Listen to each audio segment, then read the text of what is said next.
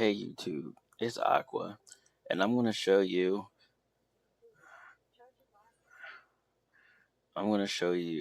how to enable developer mode in Android. So this pretty much works for every phone here.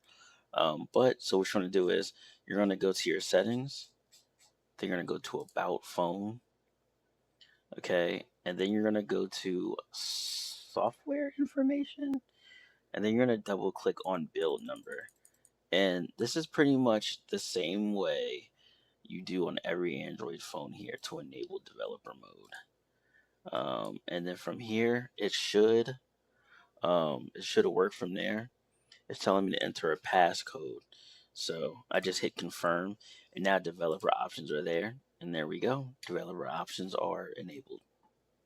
And that's how you usually do it. So you usually go to the about of the phone and then double tap the build number, and then you got developer options. If you have any other questions, let me know in the comment section. Let's get it. Let's go. I'll see you in the next video. Peace.